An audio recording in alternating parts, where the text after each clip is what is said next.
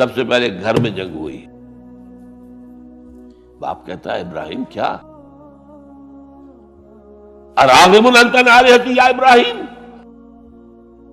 اے ابراہیم یہ کیا ہے؟ تم میرے آلہہ، میرے جو معبود ہیں ان سے تم نے روگردانی کر دی ہے.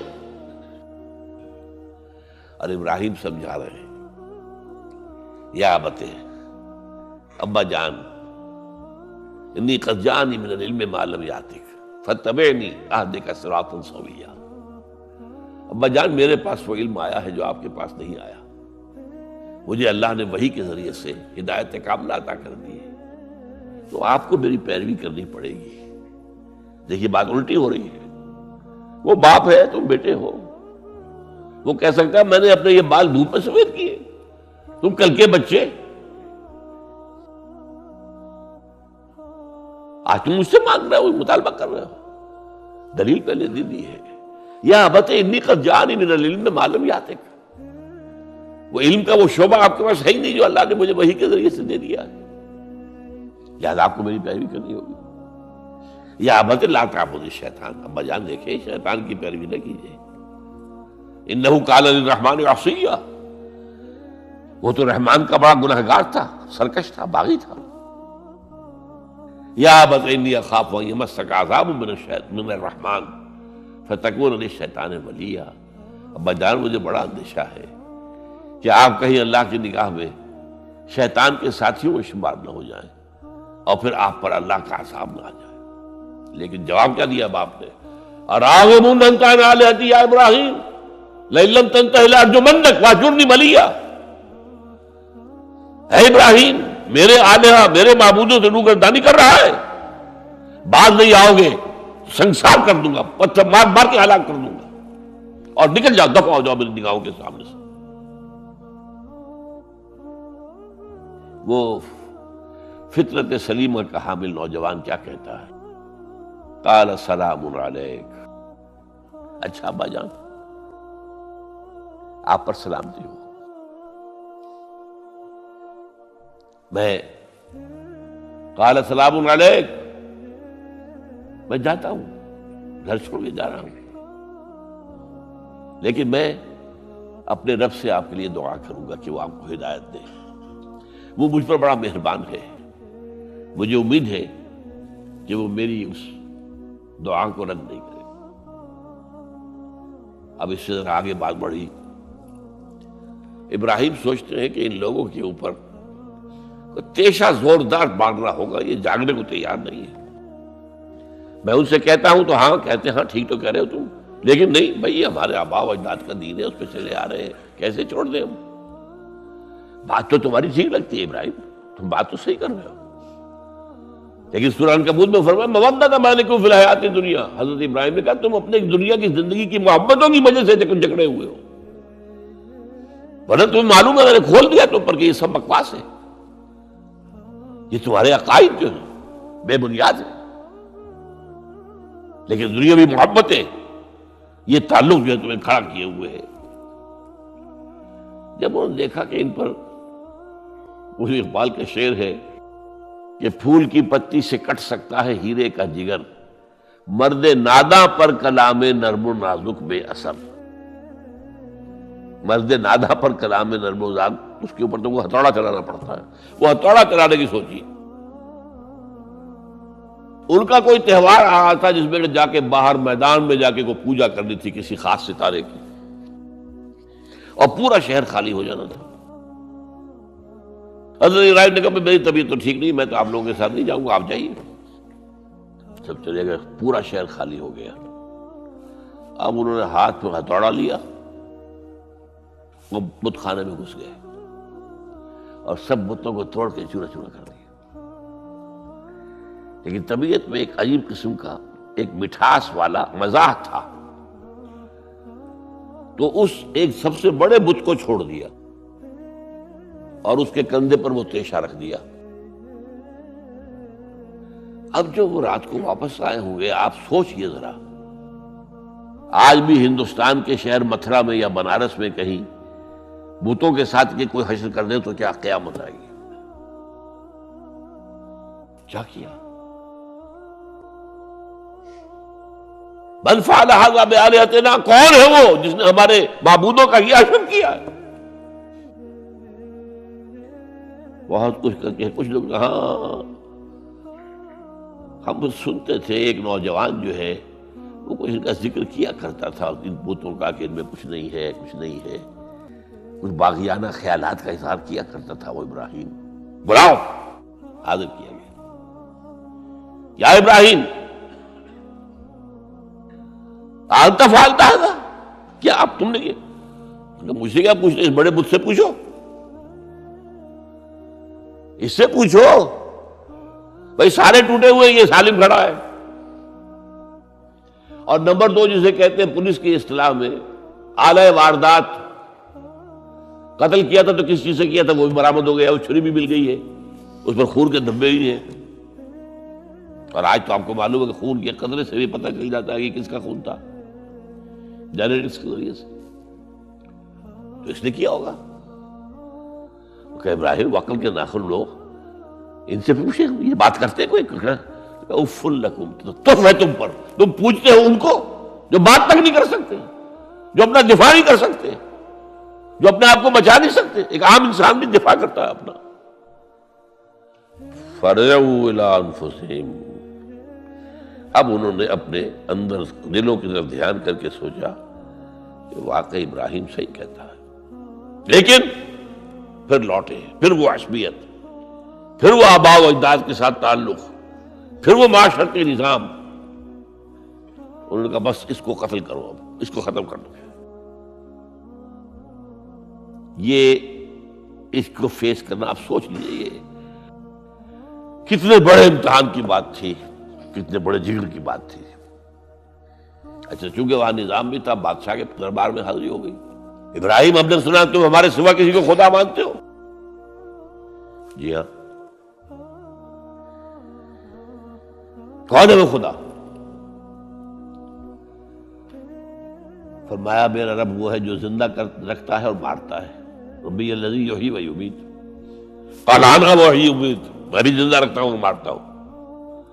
فوراً جو ہے حکم دیا، جیل خانے سے 2 قیدیوں کو بلایا، ایک کی گردن اسی وقت مار دی، دیکھو میں نے مروا دیا کہ نہیں، ہے نہیں میرے پاس اختیار، اور ایک کا جان اسے چھوڑ دی، تو میں خدا ہوا کہ نہیں؟ حضرت ابراہیم نے سمجھ لیا کہ اب یہ جس قسم کی کچ بحثی میں آ گیا ہے، یہاں بھی کوئی ہتھوڑا چلانا پڑے گا۔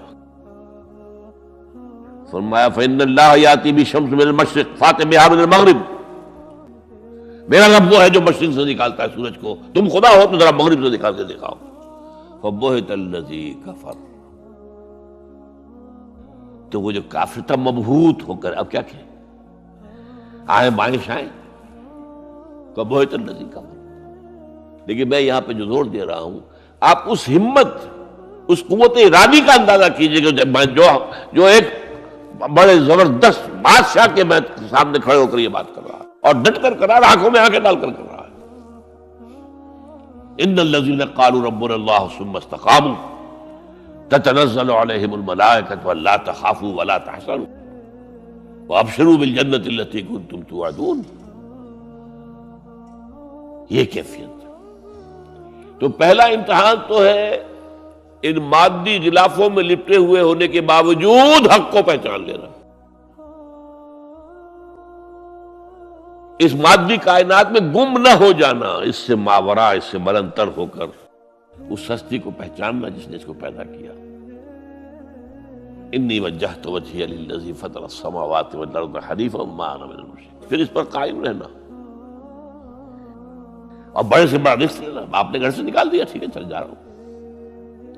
قال السلام علیک ساستغفر لک ربی انہ کان بی حفیہ۔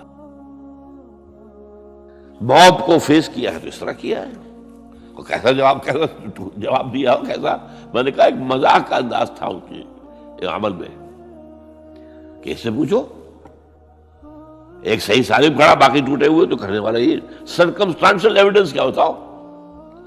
آج بھی آپ کے ہاں مقدمات کے اندر ایک سرکمسٹانشل ایویڈنس بھی تو ہوتا ہے نا، حالات، قرائن کی کیا گواہی ہے۔ تو وہ سالم ہے، باقی سب ٹوٹے ہوئے ہیں. دوسرے یہ کہ آلہ جو ہے اس کے پاس سے برآمد ہو رہا ہے، اس کے کندھے پر رکھا ہوا. اور پھر یہ کہ بادشاہ کے دربار میں جا کر جس طرح اس نے انکار کیا ہے اس کی خدائی کا، ان کا ٹھیک ہے، اس کو تو اب زندہ آگ میں ڈالو اور یہ گر جائے، ختم کر دو، اس کو بسم کر دو. اچھا، اس کے لیے تیاریاں کی گئی ہیں. سورہ صافات میں اس کا ذکر موجود ہے. تو اب حضرت ابراہیم دیکھ رہے ہیں کہ میرے لیے آگ کا الاؤ تیار ہو رہا ہے بہت بڑا. ایک اوپر مچان بنائی گئی ہے جہاں سے کہ ان کو پھینکنا ہے آگ میں. سب ہو رہا ہے. وہ سب یہ کس لیے کر رہے تھے؟ یہ نوجوان کے ہوش ٹھکانے آ جائیں گے جب آگ دیکھے گا سامنے.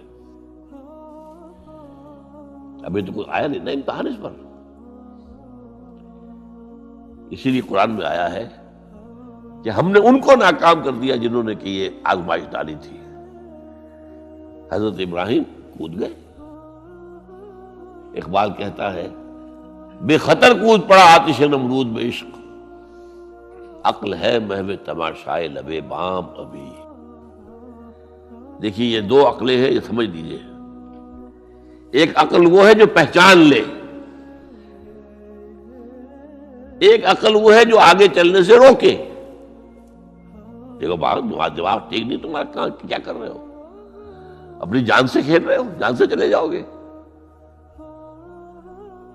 تو عقل جو ہے ایک معنی میں وہ حقیقت کو پہچاننے میں مددگار ہے، اگرچہ منزل تک نہیں پہنچا سکتی. گزر جا عقل سے آگے کہ یہ نور چراغ راہ ہے، منزل نہیں ہے.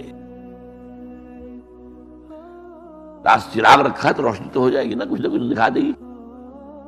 بس یہ چراغ راہ ہے،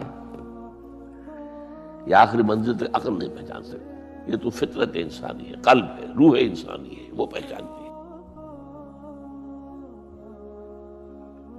اور عقل گو آستان سے دور نہیں،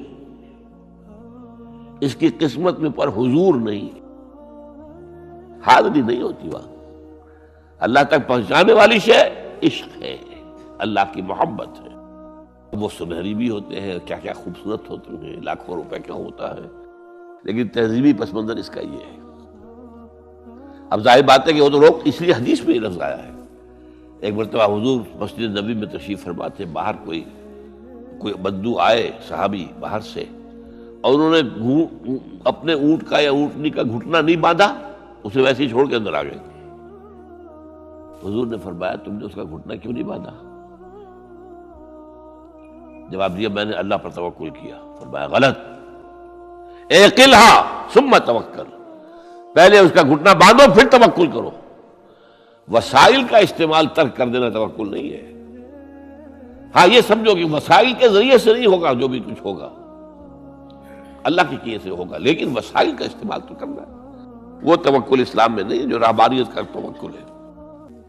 بہرحال تو یہ اب جو ہے عقل جو ہے اب اس وقت جو کہ بے خطر کود پڑا آتش نمرود میں عشق، عقل ہے محو تماشائے لبے بام ابھی عقل تو وہیں پر کھڑی ہوئی سوچ رہی ہے کودنا چاہیے کہ نہیں کودنا چاہیے، اور ابراہیم کود بھی چکا.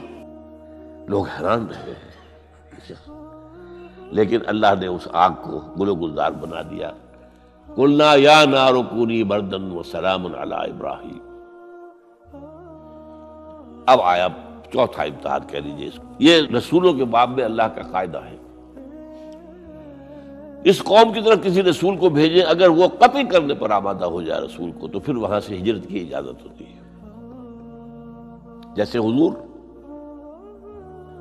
جب دارالندوہ میں فیصلہ ہو گیا کہ اب قتل کر دو محمد کو صلی اللہ علیہ وسلم، اس سے پہلے یہ اندیشہ تھا جب تک کہ ابو طالب زندہ تھے کہ چچا سپورٹ پر ہے ابو طالب، اور بنو ہاشم کا وہ سردار ہے، تو یہ ہماری جو ہے ان فائٹنگ ہو جائے گی، ٹرائبل، انٹر ٹرائبل یا انٹرا ٹرائبل کہنا چاہیے، کہ قریش کے اندر ہی آپس میں جب ہم لڑ پڑیں گے تو ہماری جو دھاک بیٹھی ہوئی ہے پورے عرب میں وہ تو ختم ہو جائے گی.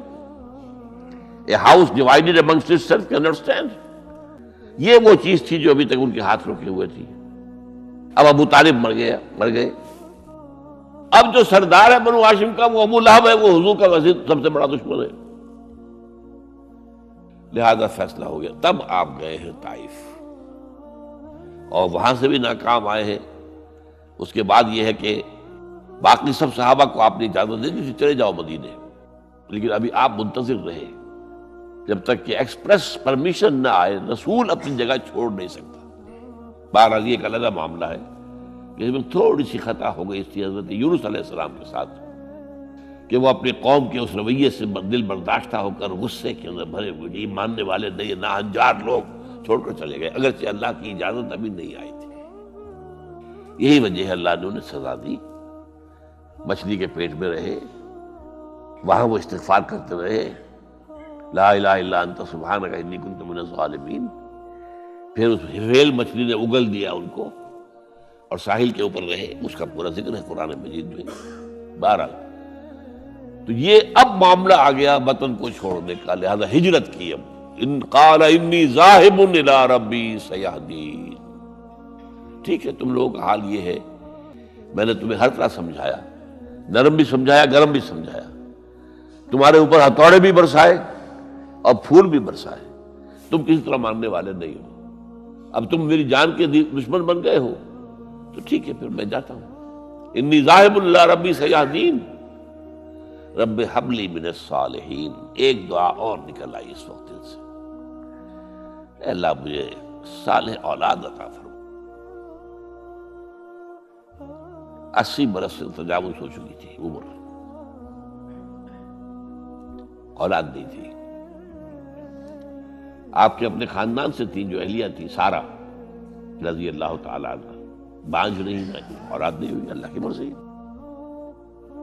بہرحال حضرت ابراہیم کے ساتھ ہجرت کرنے والوں میں حضرت سارہ بھی تھی آپ کی اہلیہ، حضرت لوط بھی تھے آپ کے بھتیجے، اور حضرت لوط کی اہلیہ بھی تھی۔ یہ اہلیہ جو ہے لوط کی، یہ مومنہ تھی، یہ ساتھ انہوں نے ہجرت کی ہے۔ بعد میں جب انہیں اللہ تعالیٰ کے حکم سے حضرت ابراہیم نے بھیج دیا سدوم اور عامورہ کی بستیوں کی طرف، تو وہاں شاید معلوم ہوتا کوئی اور شادی کی ہے، وہ کافرہ رہی اور اس نے جو ہے حضرت لوط کے ساتھ جو ہے خیانت کا معاملہ کیا، وہ ایک علیحدہ معاملہ ہے۔ بہرحال اس وقت جو دعا کی رب ہب لی من الصالحین، اس کے جواب میں اللہ نے فوراً ہم نے اسے ایک غلامن فبشرناہ بغلام حلیم، ہم نے انہیں بشارت دے دی ایک بہت ہی بردبار، حلیم الطبع، متحمل مزاج بیٹے کی۔ یہ اسماعیل کی تعریف ہے، نوٹ کر لیجیے گا۔ دوسرے بیٹے ہوئے حضرت سارہ کے بعد میں، ان کو کہا گیا ہے غلام علیم عالم۔ حضرت اسماعیل کے لیے کہا گیا ہے غلام حلیم، بہت بڑے حلیم، متحمل مزاج، بہت بادشاہ۔ اس کا بھی تھوڑی سی داستان بیان کر دوں۔ حضرت سارہ کہاں کے یہاں اولاد نہیں تھی۔ حضرت ابراہیم ہجرت کر کے آئے تھے، کہاں سے پیدا کہاں ہوئے تھے؟ شہر یہ جو عراق کا اس وقت کا سب سے بڑا شہر تھا، صدر مقام تھا، وہاں پیدا ہوئے تھے۔ وہاں سے ہجرت کر کے کہاں آئے؟ شام میں علاقہ، خاص طور پر فلسطین کا جو ہے کنعان، یہاں آ کر آپ نے ڈیرا اپنا جما لیا۔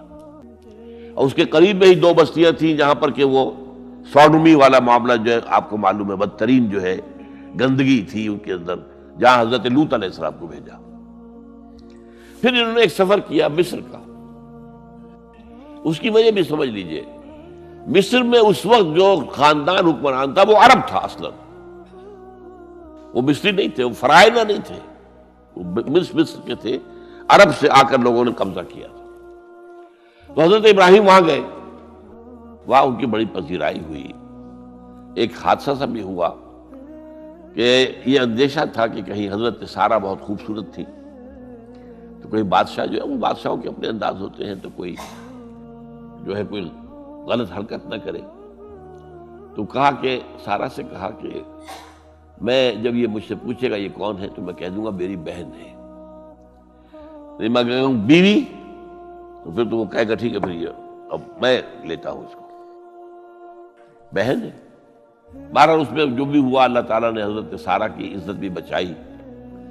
وہ معجزہ دیکھا حضرت ابراہیم کی طرف سے جو اللہ نے پیش کیا، جیسے حضرت سارہ کو مصر کے بادشاہ کی اس غلط نیت سے بچائے رکھا. پھر اس شخص نے جو ہے اپنی بیٹی ہاجرہ یہ خدمت میں پیش کی. یہ ہاجرہ کنیز نہیں تھی، یہ اصل میں یہودیوں نے مشہور کر دیا ہے. یہودی کہتے ہیں کہ اصل بیوی تو تھی حضرت سارہ، اور سارہ کے ہاں اولاد بعد میں ہوئی ہے، وہ ہے اسحاق. اسحاق کے بیٹے ہیں یعقوب، یعقوب کی اولاد ہم ہیں، تو اصل تو ابراہیم کی اولاد ہم ہیں. ہاجرہ جو ہے تو کنیز تھی، لونڈی تھی، لہذا اس کی وہ عزت ہی نہیں. اسماعیل تو وہ عزت ہی نہیں، اسماعیل کا وہ مقام ہی نہیں. یہ یہودیوں کا قول ہے. لیکن وہ اصل میں کنیز نہیں تھی، وہ بیٹی تھی، شہزادی تھی. بلکہ تاریخ نے اپنے آپ کو پھر دہرایا ہے. کئی ہزار سال بعد ابراہیم گئے تھے مصر، وہاں سے ہاجرہ آئی اور اس سے اسماعیل ہوئے، اسماعیل سے یہ ساری نسل چلی، محمد پیدا ہوئے. محمد کے نکاح میں پھر مصر سے آئی ہوئی ایک خاتون آئی ہے ماریہ قبطیہ، ان سے جو پیدا ہوئے ان کا نام ابراہیم رکھا. تو یہ گویا کہ یہ ایک عجیب سائیکل ہے. بہرحال لیکن جب حضرت سارہ نے دیکھا کہ میرے ہاں تو اولاد نہیں ہو رہی، تو حضرت ابراہیم سے کہا کہ میں آپ ہاجرہ کے ساتھ آپ جو ہے ذر و شوکت معاملہ قائم کر لیجئے، تو اللہ آپ کو ان کے ذریعے سے اولاد دے دے. مجھے تو امید نہیں ہے کہ میرے ہاں اولاد ہو. تو اس پر حضرت ابراہیم نے ان کے ساتھ وہ رشتہ قائم کیا اور اللہ نے اسماعیل جیسا بیٹا دے دیا. اب اللہ تعالیٰ نے حکم دیا ہاجرہ اور اپنے اس بیٹے کو لے جاؤ اور جاؤ وہاں بواد غیر ذی زرع، جاؤ وہاں حجاز کی اس وادی کے اندر، وادی غیر ذی زرع، وہاں ان کو چھوڑ دو. اب یہ امتحان دیکھیے، توکل کا امتحان. حضرت ابراہیم لے آئے، کوئی متنفس نہیں، کوئی گھاس تک پیدا نہیں ہو رہی. کوئی درخت کا ہونا تو اور بڑی بات ہے کہ کہیں کھجور کا درخت ہو یا کوئی اور درخت ہو. پانی نہیں، پانی کا ایک مشکیزہ تھا ابراہیم کے پاس، وہ چھوڑ دیا. کچھ کھجوریں تھیں وہ دے دی اور چلے. ہاجرہ پوچھتی ہمیں کس کے پاس سارے چھوڑ کے جا رہے ہیں؟ کہنے لگے اللہ کے. یہ ہے توکل، اللہ کا حکم ہے. دعائیں مانگ مانگ کر رب حب لی من الصالحین فبشرناہ بغلام حلیم.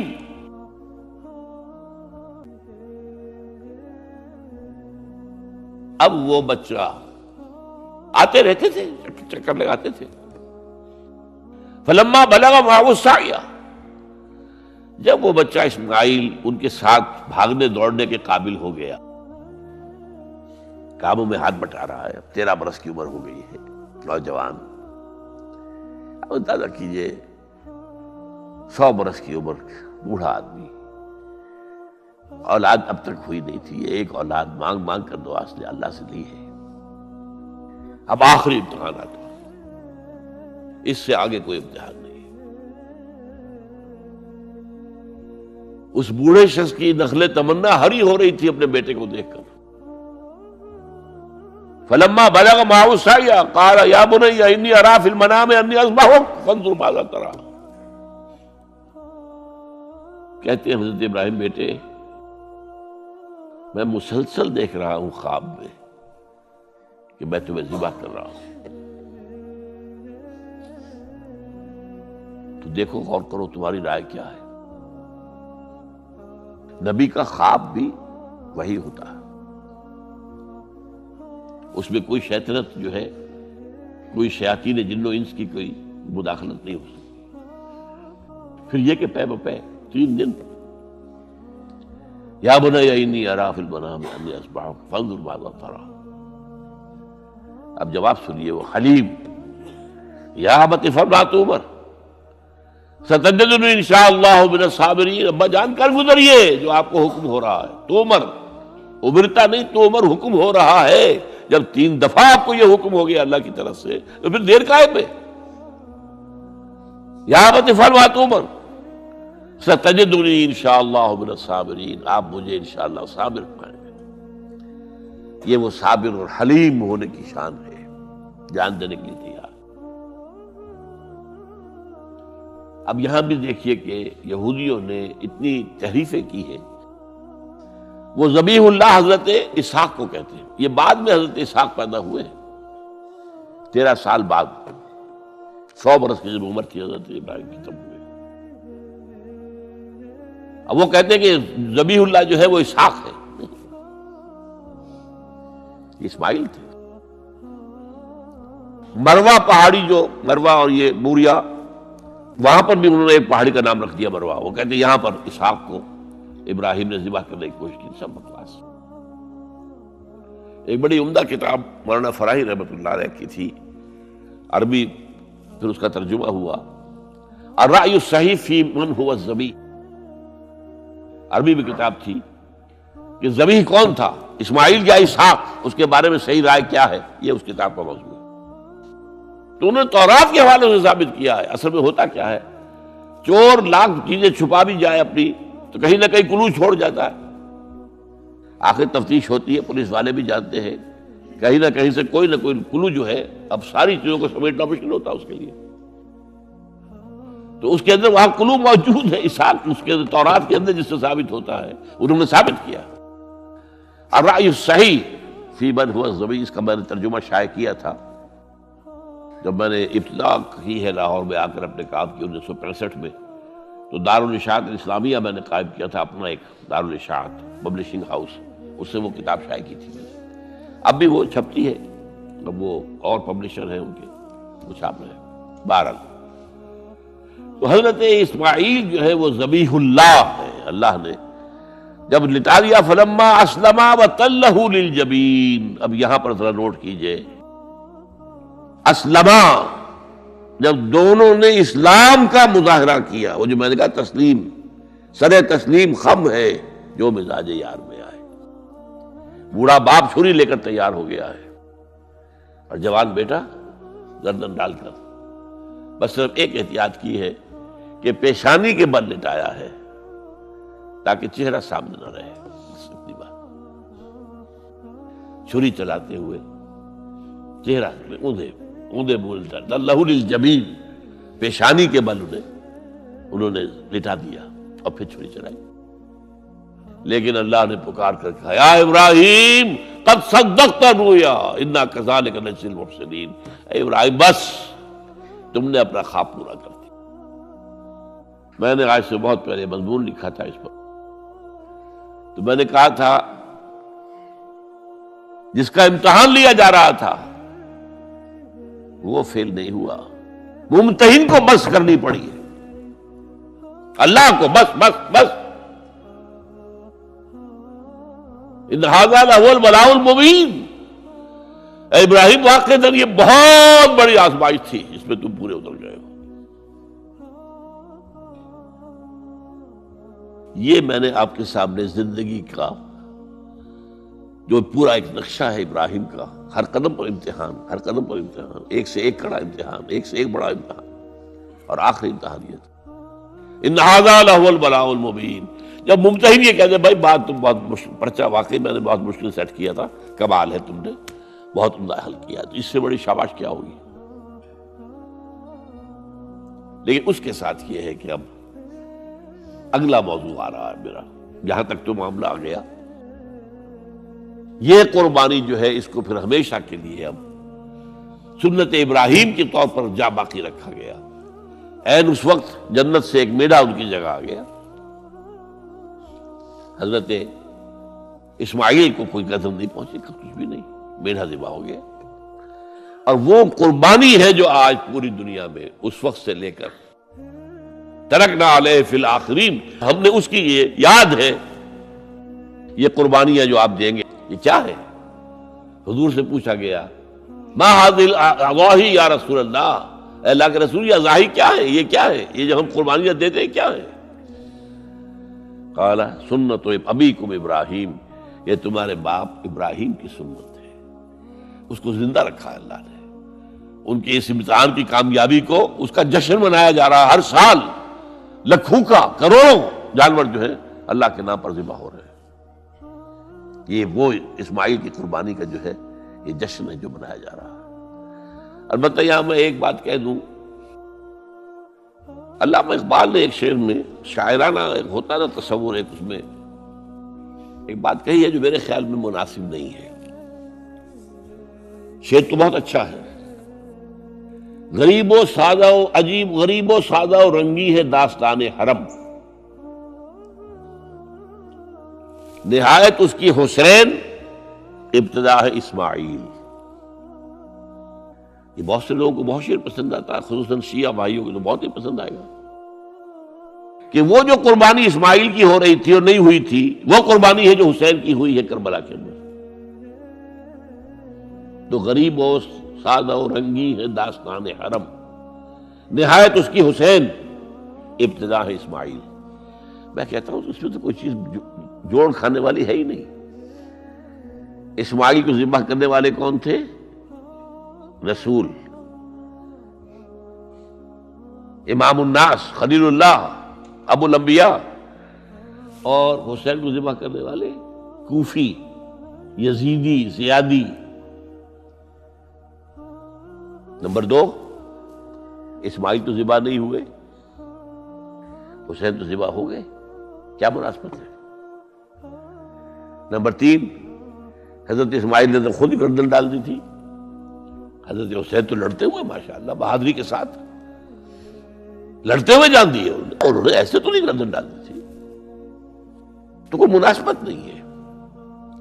تو کوئی نہ کوئی تو مناسبت ہونی چاہیے نا. تو اس کی میں نے ترمیم کی ہے، اور علامہ اقبال سے جب اگر اللہ نے آخرت میں ملاقات کرائی تو بتاؤں گا، وہ بھی شاید مان لیں گے میری بات کو.